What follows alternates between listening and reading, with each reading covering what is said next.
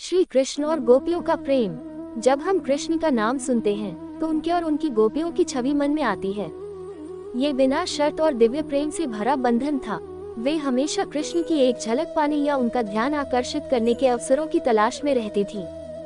कृष्ण ने उनके साथ रास लीला भी की। एक उत्साही बांसुरी वादक होने के नाते हर बार जब कृष्ण अपनी पारलौकिक बांसुरी पर दिव्य संगीत बजाते थे तो गोपियां अपना सारा काम छोड़कर उनकी ओर दौड़ पड़ती थीं।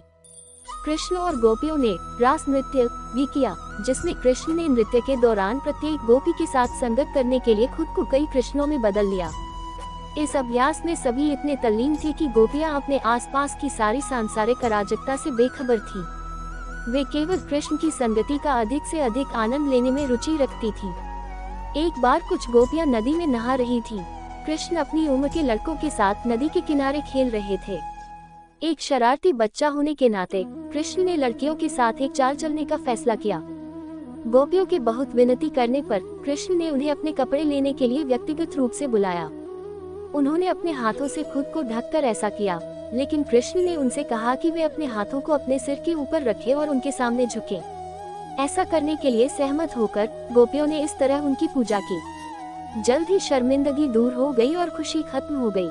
कृष्ण के मथुरा चले जाने के बाद गोपियां अपने प्रेमी से अलग होने के गहरे दुख में डूबी हुई थीं। एक बार मथुरा से एक पर्यटक वृंदावन पहुंचा तो उसने गोपियों के उदास चेहरे देखे। उन्होंने उत्सुकता से उनसे कृष्ण के बारे में पूछा और उन्हें वह जगह दिखाई जहां कृष्ण लीला करते थे, लेकिन कृष्ण की अनुपस्थिति के कारण उनकी आवाज में पीड़ा थी। उन्होंने पूछा, कृष्ण कैसे हैं? क्या उन्हें हमारी याद आती है? क्या वे वहाँ खुश हैं? इन सवालों के जवाब में आगंतुक ने जवाब दिया, जहाँ तक मुझे पता है कृष्ण अपनी पत्नी के साथ वहाँ खुशी से रह रहे हैं, लेकिन मुझे नहीं लगता कि उन्हें आप सभी की इतनी याद आती है। उसने यह बात गोपियों को निराश करने के इरादे से कही ताकि वे भी कृष्ण को भूल जाएं और आगे बढ़ जाएं। लेकिन इसके बजाय जैसे ही उन्होंने सुना कि कृष्ण खुश हैं, वे खुशी से भर गए। वे अपने सभी दुखों को भूल गए, ये जानकर कि उनका प्रिय खुश है, और उन्होंने आगंतुक को इतनी अच्छी खबर देने के लिए धन्यवाद दिया। उनकी एक और विनती थी। उन्होंने आगंतुक से कहा, हमारे कृष्ण को हमारा बनाया हुआ मक्खन बहुत पसंद था, कृपया उनके लिए हमसे कुछ ले लीजिए। लेकिन यह मत कहना कि यह मक्खन हमारी तरफ से है, और यह भी मत कहना कि उनके चले जाने से हम अभी भी दुखी हैं। हम नहीं चाहते कि हमारे कारण उन्हें कोई तकलीफ हो। हम तो बस यही चाहते हैं कि वे हमेशा खुश रहें। गोपियों का अपने स्वामी के प्रति इतना गहरा स्नेह देखकर आगंतुक भाव विभोर हो गया। वह भारी मन से मक्खन से भरा बर्तन मथुरा वापस ले गया। जब वह कृष्ण के महल में पहुंचा तो अंदर प्रवेश करते ही उसने देखा कि कृष्ण पहले से ही भोजन करने के लिए तैयार बैठे हैं।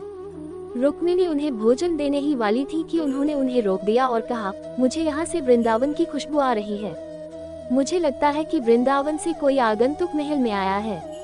कृपया पहले जाकर उसका स्वागत करें। उससे कहो कि वह पहले मुझसे मिले। वह गोपियों के शुद्ध प्रेम और शुद्ध प्रेम से भरा हुआ होगा, और मुझे यकीन है कि उन्होंने मेरे लिए मक्खन भेजा होगा।